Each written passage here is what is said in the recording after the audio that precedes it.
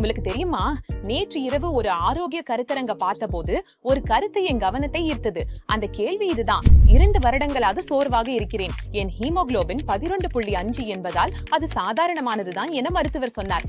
ஆனால் என்னால் ஒரு படிக்கட்டை கூட ஏற முடியவில்லை. நான் அதிகமாக உணர்ச்சி வசப்படுகிறேனா? 2 வருடங்களா?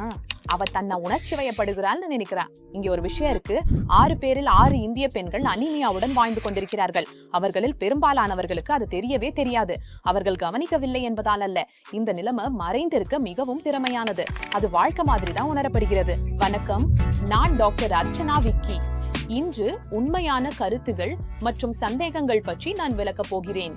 இந்த வீடியோ முடிவில் உங்கள் இரத்த பரிசோதனையை மற்றவர்களை விட நீங்கள் நன்றாக புரிந்து கொள்வீர்கள். வாருங்கள் தொடங்குவோம். அனீமியானா என்ன? நான் பள்ளியில் இருந்த போது யாராவது விளக்கி இருக்கலாம். இப்போது உங்களுக்காக விளக்குகிறேன். உங்கள் ரத்தத்தை ஆக்சிஜனுக்கான ஊபர் காராக நினைக்கவும். உங்கள் சிவப்பு ரத்த அணுக்கள் தான் அந்த கார்கள். ஹீமோகுளோபின் தான் அதன் டிரைவர். உங்கள் உடலில் உள்ள ஒவ்வொரு உறுப்பும், உங்க மூளை, உங்க தசைகள், உங்க இதயம் எல்லாம் தினமும் முழு நாளும் ஆக்சிஜன் டெலிவரிக்காக காத்திருக்கின்றன. ஹீமோகுளோபினை உருவாக்க உடலுக்கு இரும்பு தேவை. இதுவே இரும்புக்கும் சக்திக்கும் உள்ள தொடர்பு. இரும்பு குறைந்தால் ஹீமோகுளோபின் குறையும். இதனால் ஆக்சிஜன் விநியோகம் பாதிக்கப்படும். ஆனா முதலில் நீங்கள் ஏன் அதை கவனிக்கவில்லை என்பது இதுதான்: உங்கள் உடல் மிகவும் புத்திசாலி. அது பதற்றப்படாது. அது அமைதியாய் சலியாகி விடுகிறது. படிக்கட்டுக்கு பதில் லிப்ட் பயன்படுத்துகிறீர்கள். இயங்க 2வது கப் டீ தேவைப்படுகிறது. முன்பு இரவு 10 வரை சக்தியோடு இருந்தவர் இப்போது 6 மணிக்கு சோர்வடைகிறீர்கள். என் ரத்தத்துல ஏதோ பிரச்சனை என நினைக்காம சோர்வாக இருக்கிறேன், இது வாழ்க்கைதான் என நினைக்கிறீர்கள். அதுவே சிக்கல். அனீமியா ஒரு நோயாதோ உணரப்படாது. அது ஒரு தன்மை போல தோன்றும். அனீமியா என்பது ஒரு நோயோ அல்லது ஒரு காரணமோ கொண்டதல்ல. இது ஒரு சிக்னல், பல்வேறு அடிப்படை பிரச்சனைகளின் இறுதி விளைவாகும். அதிலேயே பொதுவானது எது? இரும்பு சத்து குறைபாடு. இத பற்றி பாப்போம். முதல்ல குவாரால ஜெயந்தி கேட்ட கேள்வி இருக்கு. பெரிடின் 8, ஆனா ஹீமோகுளோபின் 12.1. இது நார்மல்னு டாக்டர் சொல்றார். ஆனா எனக்கு உடம்பு முடியல. யார் சொல்றது சரி? ஜெயந்தி, உங்க ரிசல்ட் தப்பில்ல, ஆனா அது முழு உண்மை இல்லைங்கிறத நான் விளக்குறேன். இரும்பு சத்து குறைவும் அனீமியாவும் ஒடை பிரச்சனையின் இரு நிலைகள். ஹைவேல பெட்ரோல் தீர்ந்த அனுபவம் இருந்தா இதை நிச்சயம் உணர்வீர்கள். உங்க எரிவாயு சிலிண்டர், அதாவது இரும்பு சேமிப்பை தான் டாக்டர்கள் பெரிடன் என்பார்கள். உங்க அடுப்பின் தீயே உங்க ஹீமோகுளோபின். சிலிண்டர் காலியாக ஆரம்பிக்கும் போது தீ உடனே அணையுமா? இல்ல. ஒரு சில நேரம் வெளிப்படையான எதுவும் நடக்காது. தீ முழுமையாக நன்றாக இருக்கிறது போல தெரியும். நீங்க சமையல் தொடர்கிறீர்கள், ஆனா அழுத்தம் குறைந்து கொண்டே இருக்கிறது. பிறகு ஒரு நாள் தீயின் பலம் குறைந்து போகும். அதுதான் உங்க ஹீமோகுளோபின் இறுதியாக குறைவது. அதுதான் சோதனையில அனீமியான்னு தெரிய வர. இந்த நபரின் பெரிடின் 8, அதாவது மிகவும் குறைந்த சிலிண்டர், ஆனா ஹீமோகுளோபின் 12.1. தீ இன்னும் நன்றாக இருக்கிறது போலவே தெரிகிறது. சாதாரண சோதனைகள் நார்மல் என்றாலும் அவ மாத கணக்குல புகையிலேயே ஓடுகிறாள். ஹீமோகுளோபின் குறையும் போது இரும்பு சேமிப்பு மாத கணக்குல அல்லது வருடங்களாகவே காலியாக இருக்கலாம். அதனாலதான் பெரிடின் சோதனை அதை ஆரம்பத்திலேயே காட்டும். வழக்கமான ரத்த சோதனைகள் ஹீமோகுளோபினை மட்டுமே பார்க்கும். அதுதான் கடைசியா குறையும் விஷயம். பெரிடின் சோதனை சேமிப்பு இரும்பளவை அளவிடுகிறது. இரும்பு குறைபாடு என்றால் உடல் இரும்பு சத்து குறைவாக உள்ளது என்று பொருள். இதனால் உடல் பலவீனம் அடைகிறது. 2 சோதனைகளையும் தவறாமல் செய்யுங்கள். உங்க டாக்டர் ஹீமோகுளோபின் மட்டும் பார்த்து நீங்க நலமா இருக்கீங்கன்னு சொன்னா, நான் பெரிடின் சோதனையும் பார்க்கலாமான்னு கேட்க உங்களுக்கு முழு உரிமை இருக்கு. இப்ப 2வது கேள்விக்கு போதனா. ட்விட்டர்ல இருந்து தீபிகா கேக்குறாங்க, நான் தினமும் பருப்பு, ரொட்டி, சப்ஜி எல்லாம் சாப்பிடுறேன், என் உணவுக்கு கவனம் வைக்கிறேன், ஆனா இன்னும் எனக்கு அனீமியா ஏன்? தீபிகா, உங்க ஏமாற்றம் எனக்கு புரியுது. ஆனா உங்களை ஆச்சரியப்பட வைக்கும் பதில் இதோ. உங்க உணவுல எவ்வளவு இரும்பு இருக்குது என்பதிலேயே மட்டும் விஷயம் இல்ல. உங்க உடல் எவ்வளவு இரும்பை உறிஞ்சு கொள்ள முடிகிறது என்பதுதான் முக்கியம். இந்திய பெண்கள்ல இரும்பு குறைபாடு அதிகம் காணப்படுவதற்கு 2 முக்கிய காரணங்கள் இருக்கின்றன. முதல் காரணம் மாதாந்திர இரும்பு இழப்பு. ஒரு சராசரி மாதவிடாயில் 15 முதல் 20 வரை மில்லிக்கு இரும்பு இழக்கப்படுகிறது. மாதவிடாய் அதிகமாக இருந்தால் இழப்பும் கூடும். ஓட்டை வாயிலில் நீர் நிரப்புவது போல உங்கள் உடல் இரும்பை சேர்க்க போராடுகிறது. 2வது காரணம் உறிஞ்சுதல்.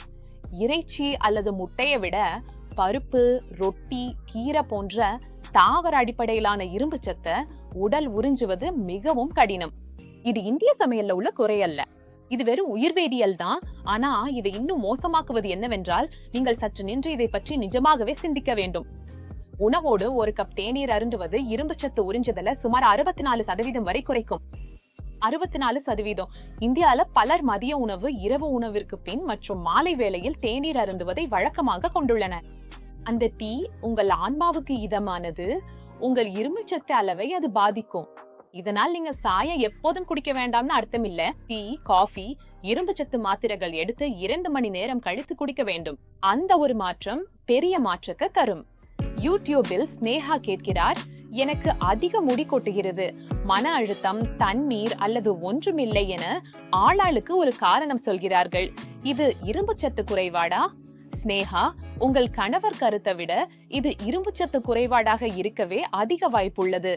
இரும்புச்சத்து குறைபாட்டின் ஆரம்ப அறிகுறிகள் மற்ற காரணங்களால் எளிதாக தோன்றலாம். அவற்றை இப்போது கூறுகிறேன். இதில் எத்தனை உங்களுக்கு பொருந்துகிறது என கவனியுங்கள். இரவு தூங்கியும் சோர்வாக இருக்கிறீர்களா? காலை நேரங்களில் இயங்க முன்பை விட அதிக காஃபி அல்லது டீ தேவையா?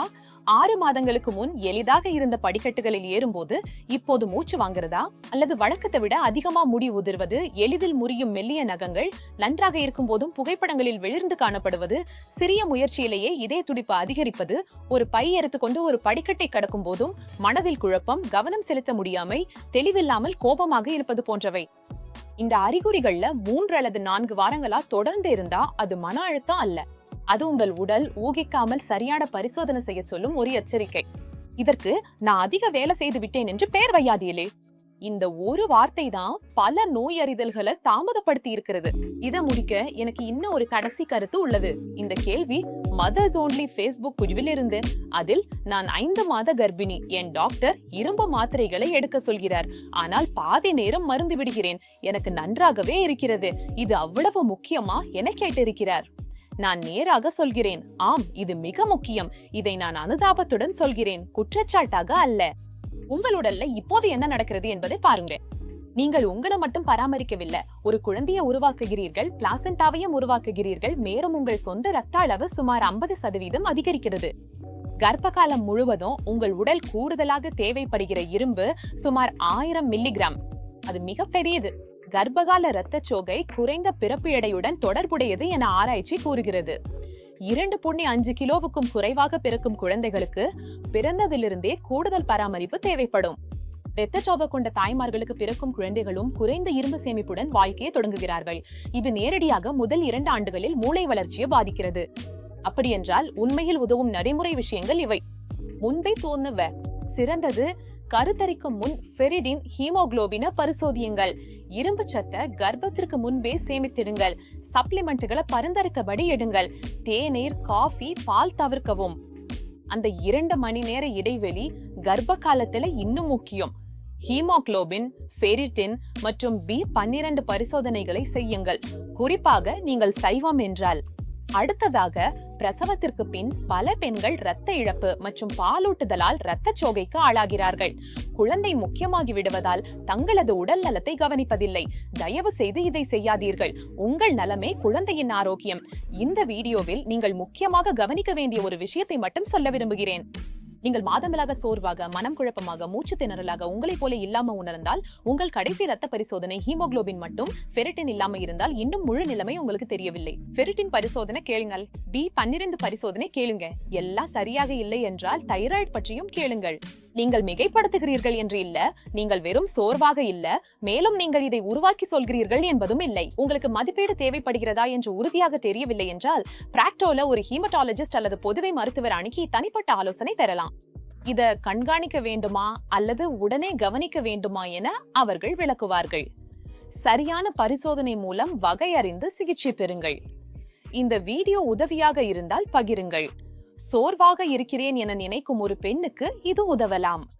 ஆரோக்கிய ஆலோசனைகளை தொடர்ந்து பெற இந்த சேனலை சப்ஸ்கிரைப் செய்து பெல் ஐகானை அழுத்துங்கள்.